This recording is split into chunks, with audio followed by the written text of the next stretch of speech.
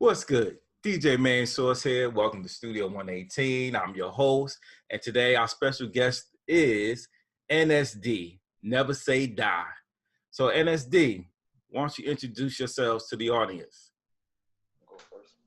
Yeah, my name's Sonny D from NSD. Guitarist, vocals, bass, whatever else. What we asked for. Yeah. And I'm Mac G, rhythm guitarist, also drummer, saxophone player, vocalist, the other half of NSD. That's what's up. And tell us what kind of music, what genre is you all specialize in? It's like alternative, kind of punk rock, kind of fill-in. Old school hip hop. Some hip hop in there. Yeah, it's a little bit of all around the board, kind of, huh? Yeah, a little bit. Kinda, but our main source would probably be alternative rock. Okay, that's what's up. So how did you two meet? Through work. Yeah, actually through work. Yeah. I moved out to Las Vegas from Chicago in 2016, and last year I decided I wanted to start playing another instrument. So I picked up the guitar and I saw him, and I looked at him. He just looked like he played the guitar, and so I asked him, and he had the long hair. I was like, yeah, I'm like trying to figure it out. So came over one day, like, yeah, man, I'm play the guitar. He pulled out his guitar, started playing, and it was hit from there. Like July last year. Yeah, it just kind of flowed. Yeah, it kind of just went. So what about you, Sonny D? How did you get into music? I've been playing since I was I've been recording since I was 8 years old. Been playing guitar since 12. I got into playing guitar. My dad just bought me a cheap guitar, and I originally got into it for the women, I ain't mad at you. but it turned into like a real love, music. What about you, Mac G? How did you get into music? Crazy enough, my dad happened to be a DJ, and so music was always flowing through the house. He always practicing his cuts and always practicing blends and stuff. So I didn't really start rapping until I was about 12. My brother did it, and so it kind of went from there. And dropped my first project when I was 16. And what was the name of that first project? Do you remember? Yeah, I actually do. It was called P4TJ, Products for the Junkies. And what kind of genre was that? That was straight rap. I was really I was jacking for beats. It was basically like how Wayne did back in the day. So I was just jacking for beats. I dropped that back in 2005, 2006. How about you, Sonny D? How did what you remember your first song you made?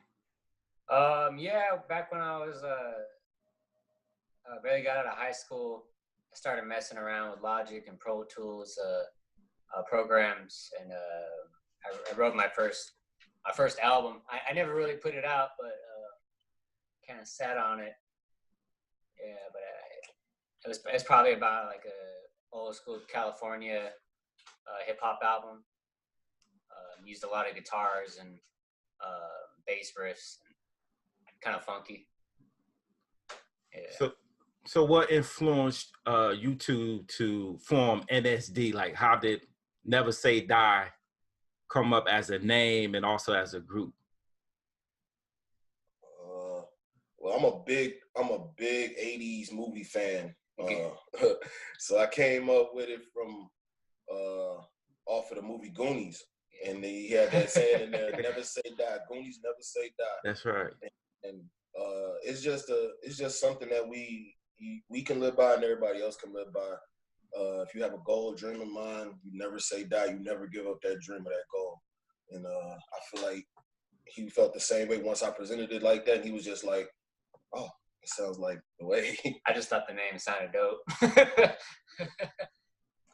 No doubt, no doubt. Have you two ever performed live together?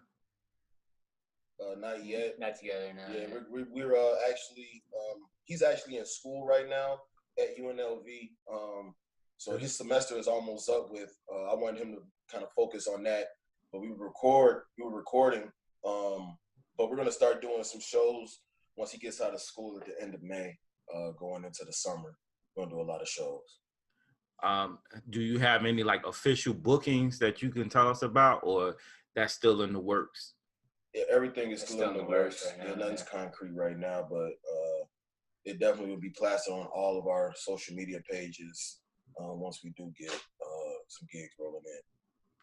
So, Mac G, let me ask you: have you ever performed solo live?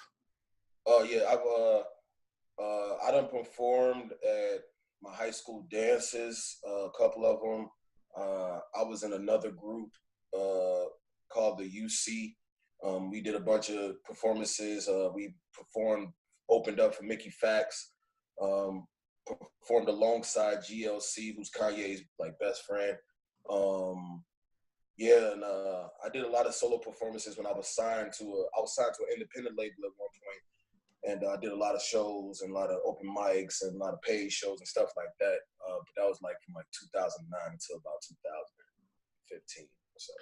So how did that make you feel? I mean, it felt great. That's the beauty behind it, because it's like, even doing the small shows, it's like you get the chance to talk to the crowd, like be intimate with the crowd, and after you finish, people come up to you like, man, that was super raw, that was dope. You really got some talent, and it made me feel great, man. It made me feel like this is something I wanted to do for life. You know what I'm saying? That's what's up. And Sunny D, same question to you. My performances, I just filled in for some bands, probably some punk rock shows, some house shows. I never really did my own band. Solo. Oh, okay. So how? I'm sorry. Yes, needed for to play guitar or bass, I would come fill in for bands. Pretty much it. So how does it make you feel when you're performing live? Oh, I love it. I love the crowd, man. I love the punk rock shows, man. Those are the best. Like, something always gets broken. Destruction. Yeah, the more destruction, the better. So like, what inspires you to create? What inspires us to create? Honestly, like when we tried to like make a song that's gonna sound right, it never works. No, so it comes a point where we just start like jamming out, and we kind of just like, and I'll look over and be like, all right, that sounded pretty good, you know, like he'd be like, do that again. Keep running that. Keep like, looping that. All right. I'll become a loop pedal at that. But yeah, it's definitely a lot of, everything we've done is organic. We done tried, like you said, we tried to do songs where we like focus in on something. We're gonna specifically do this. We're gonna specifically do that. We're going for this sound, but it never works. And then we just sit here, start noodling around on the guitars. When he's got his bass out, he starts playing, and I'll just start harmonizing, coming up with melodies, or he'll harmonize and come up with a melody, or he'll say something, and then I'll be like, yo, we can use that for a hook. We can use that for this, and this. So it's a lot of organicness when it comes to us making music. That's what's up. Are you two working on any current projects? Actually, we're not doing an official project right now. We do have a couple of singles out. Sickle Love, which is more punk rock, and then we have Marathon, which is more like kind of folkish alternative. And then we have another song that will be dropping May 17th called Prestige Power. But we're also working on the score for this movie that's directed by one of our good friends, Kyle Acosta. We're working on the score for that and the soundtrack for that. The movie is called The Duke, and we're also actually acting in it too. So Okay, I see y'all. Y'all versatile, like you said. NSD, baby, never Yeah. say die. Yes, That's what's indeed. up, man. That is what's up. So, Mac G, it's just interesting for me, since I'm originally from New Jersey, and I know Chicago is the birthplace of house music. How did you get into alternative rock? Um, Well, I'm man, sorry, alternative music. alternative music. Like I said, with my dad being a DJ, and he's been DJing since the early '80s, and he really started taking it serious after he had a motorcycle accident in 87, and it kind of limited him to do certain things. So he just took DJing to a whole nother level. So music being in the house so much, I was able to just like start listening to different stuff, and I really took a real strong liking to like instruments. I love instrumentation, like from the guitar, from the saxophone, the drums, the keyboards and all that, bass and all that. And I just was like, that's something I want to do, and I want to bring instrumentation back into music, because the way rap is going right now, there's no instrumentation. Everything is synthesizers, everything is computer programmed. There's no real instrumentation anymore, and I'm really trying to force that issue for people to start, getting back to that, because it's missing in a lot of music that we hear today. I agree. And Sonny D, how did you pick alternative?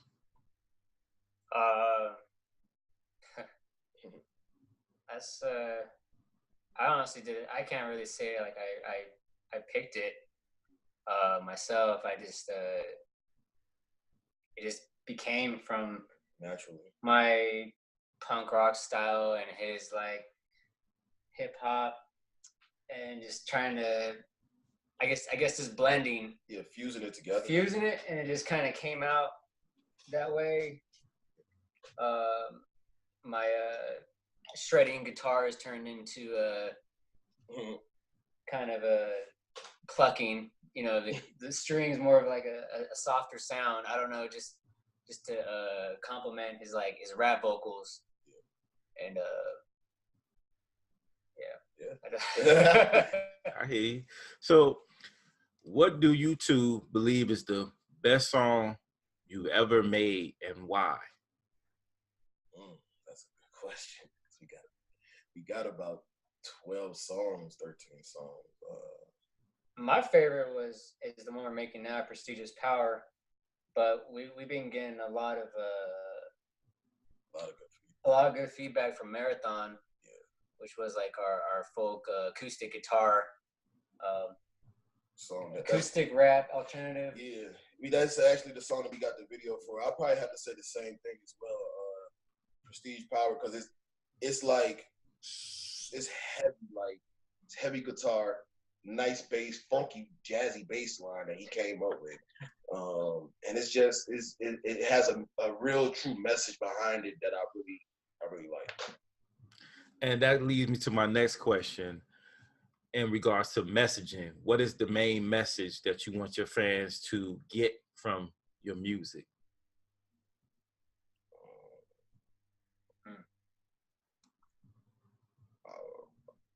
Me personally, any message that we have within the music, I want it to be an empowering type of thing. Like with Prestige Power, is try to empower women, to let them know that they're not just a piece of flesh or just a body. They actually have a mental that goes back into the ancient Egyptian times, when you were put on this pedestal as a queen. You know what I'm saying? For all women.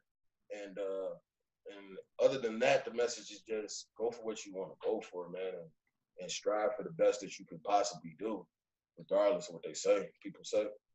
There's even like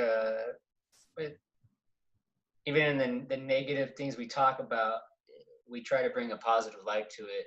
Yeah. We're always trying to switch that around. We're not, we don't want people listening to our songs and wanting to go home and, I don't know, do something they're gonna regret. Yeah, doing negative stuff to themselves or people around them or anything like that. We want to keep it as much negative we talk about. If we ever do talk about negatives like that, we try to let the positives come in and show you that it's a different way. So you said the next single that we should be expecting in May is called Prestigious Power, correct? Yeah. Yeah. So on a scale from 1 to 10,000, how would you rate Prestigious Power to your last single that you released? Me personally, I'm putting it 10,000. It's like 10,001. like I said, I don't think we have that option. yeah, it's like the songs we drop get better and better, but with this one, it's just like it came together so perfectly. Like with him starting out with the bass line the way he did, and then he pulled out the electric and started doing a certain riff, and then I'm starting to just focus on like what the lyrics should be like, and just envisioning and engulfing myself into it. And he's starting to mix it around and pull certain stuff out, put certain stuff in. It just turned into something that's like super, super dope. And like, it's really heavy. Like when people hear it, it's really, really. We've been getting some like feedback too from people that told us that our music, it had like a fun sound. Like it sounded like we were like enjoying ourselves when we made it. I don't know what that sounds like, but I guess it's I'm guessing they hear it's in there. I don't know. They hear the excitement in our voices, or just how we do a lot of weird. I make like weird noises with my voice or something sometimes, and it's just us messing around. But I'm like, wait, just leave it. It sounded pretty cool. Sounds pretty nice. Like, sometimes I'll be like, I don't want that in there. And I'll be like, no, we're gonna leave it in there. It's gonna sound good. I'm pretty much wrong, so I'm like, oh, I listen. So sometimes does it amaze both of you that you're able to feed off of like one another's quirks, or you know what I'm saying, like that, like how how that all like just turns out to make a great song? It amazes me how quick our connection was. Like normally when I'm talking to somebody about music, it takes a while for us to start doing stuff. But with him, it was like we started talking about it, and like 2 weeks later, I finally come to his crib, and like made a trip back to Chicago in August. Like I said, we linked up in July. I came back the end of August. We recorded our first song right when I came back. So it was like everything just started happening super fast, and I just feel like that's what makes our music so dope. We were able to connect super fast and feed off each other so quick. It's like improvisation almost. That's what's up. That's good, yeah. Would you like to add to that, Sonny D? No, it was pretty good. I never. So yeah, it is like improv. Like he'll say something, and then I'll just keep going with it, and then he'll say something else, and then I'll keep going, and then I'll say something, he'll keep going, and it's just, or I'll play something, he'll play something, and it's just so much feeding off of each other that we do, and it ends up coming out as a smash to me, and I know it probably a smash to him too. Yeah, I enjoyed making the songs a lot. Yeah, I hear that. So like, is it a point that so I guess everything's so organic, so it's like when you two link up, do you always have a notion in your mind that, hey, we're gonna do a song, so we actually gonna record something? Or is it more like, y'all just jam it and then all of a sudden, hey, sound like this could be a pretty dope song? Well, usually I just start playing something on the guitar, and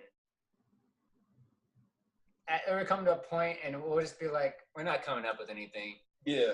And so I'll just like start staring at the ceiling, and I'll start playing something, and he just starts playing something, and like we just like look over at each other. I'd be like, oh, all right, that sounds like because like you said earlier, when we try to come up with like a plan, like we're gonna come over here, we're gonna record this, I got this idea, or you got this idea, we're gonna do this, and it never comes out right. So it's like, what's the point of us even trying to do it like that?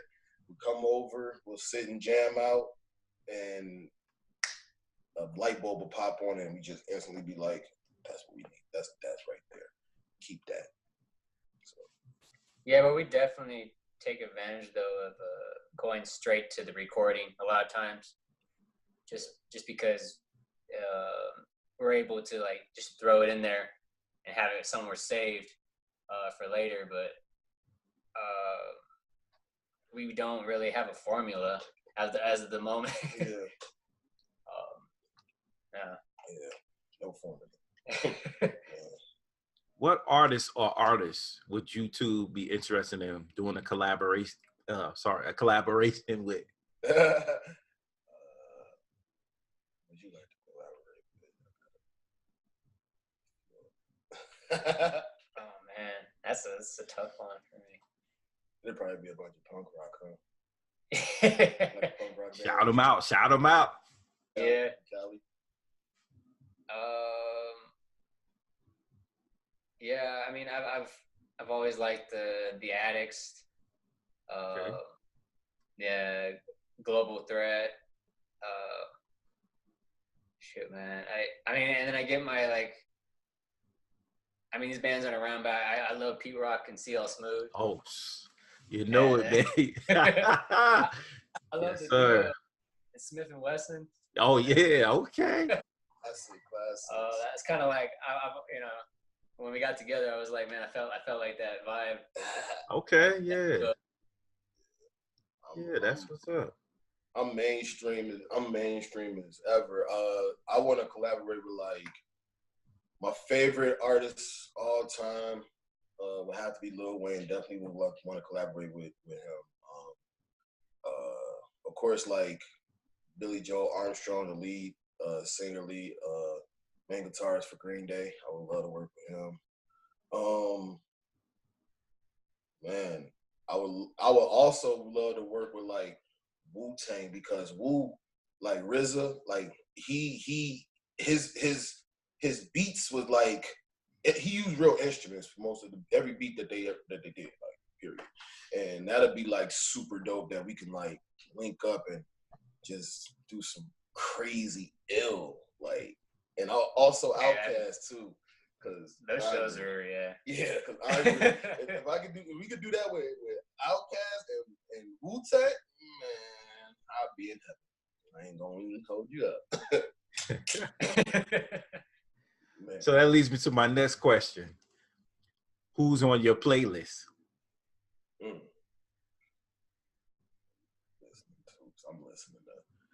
I'm listening. I listen to some of the new rap that's out, like Lil Baby, a lot of Green Day, a lot of Guns N' Roses, Lenny Kravitz for me, Wayne, Lil Wayne, Nas, a lot of not Biggie. It's a lot, man. My playlist is super, super long. I listen to music all day, every day. I could listen to the same 150 songs every day. Like, that's just how I feel. What about you? Lately I've been into like 90s and 90s rock, like Blink-182 and like Third Eye Blind. Okay. Nice. And then also like some 60s rock. I put that on like on shuffle. I have like 3,000. So Music. Yeah, I just shuffle all my songs. I don't want to know what's coming. Right, you just want it to pop up. I hear you. Surprise me. So more like the way you two create, right? Like you want everything to be organic. Yeah. Same way we listen. Same way we listen to music. Same we go through life. Same way we do music. Just let it come at us how it come at us, and we just take it the way we take it. That's dope. That's dope. So let me ask you, do you two think that you can get better at your craft? Oh, most definitely. Yeah. It's certain times that I just know, like I have, so for him, he's the lead guitarist. I have so many visions of him just being able to do some of the craziest like riffs and solos and things like that. And he's got good talent. Like, he's talented at what he does, and I just know that he can go so much above and beyond if he really, really, really wants to, which he does, and he does get better every time. And when he raps, he's like a one take. That's it. That's all it takes. For me, it takes about 30, 40 tries. A few takes, and I have to tell him like, oh, you need to do it this kind of voice, like this. That sounds better. You know, same thing with my guitar playing. He tells me all the time. He doesn't even say it. He'll just give me a look like, that's not it, man. It's not that one. Needs a little bit of needs something else. It's not it. I'm like, yeah, okay. I'll go in the woodshed and start working. I hear that. So are you two independent artists, or, you know, are y'all looking? I know you said prior that you would sign Mac G to a label. So are you two, are y'all goal is to do that or remain independent?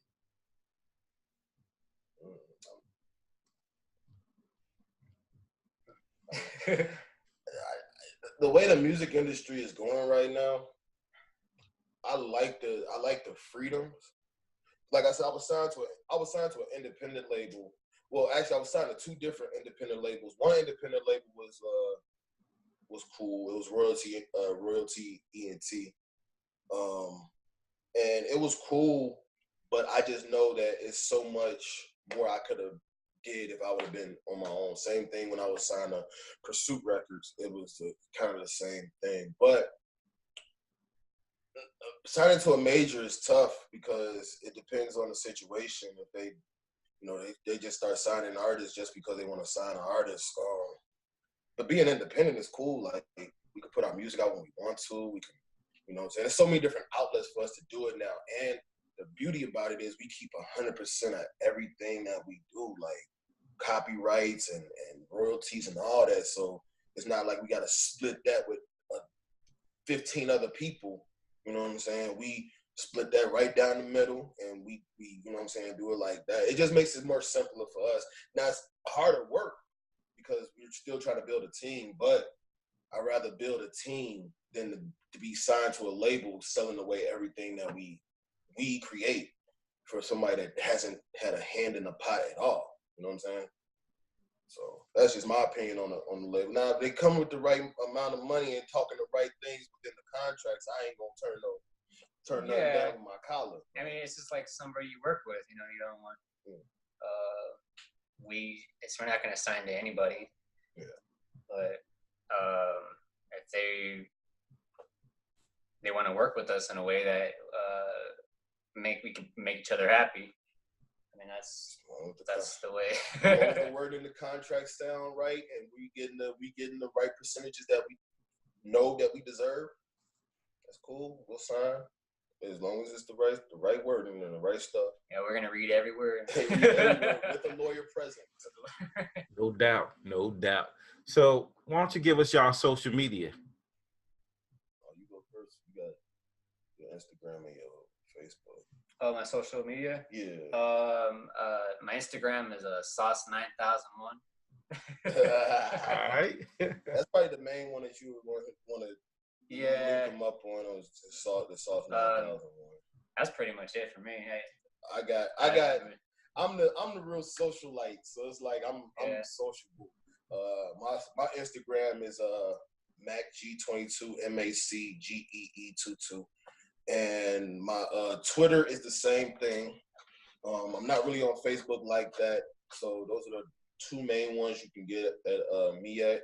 And we also have our fan page on Instagram, which is Never Say Die 444. All right. So, fellas, as a token of our appreciation for you two taking out your time of being a guest on Studio 118, I'd like to present y'all with the official T-shirt. Yeah, that's fresh. I like that. Sans the long sleeve, because I know y'all in that desert heat, so you ain't have to worry about the long sleeve. It's got jokes. So, but it's most definitely they'll be on their way, and we have reached the end of our show. So if you'd like to be a guest on Studio 118, please hit us here. And before we get out of here, we're going to listen to, what's the name of the song? Prestigious Power. Prestigious Power. That's what's up, Prestigious Power. So don't you all forget to subscribe to Studio 118 and follow NSD. That's the official NSD, Never Say Die. And I thank y'all once again for being a guest on our show. Thank you, man, for the opportunity. Peace. No doubt, no doubt. So, fellas, like I said, it'll be edited, you know what I'm saying? And like I said, hopefully in a couple of weeks, we'll have this done. And you know what I'm saying? I'm going to send it to y'all. And like I said, once again, man, I appreciate y'all taking the time out to holler at me, man. Man, we appreciate you, man. This is dope. This is the one of many that we'll be doing, man. We really do appreciate opportunities like this, because a lot of people don't give opportunities like this, especially for independent artists like us and the kind of music we make. So anything like this is a blessing. So appreciate you, guys.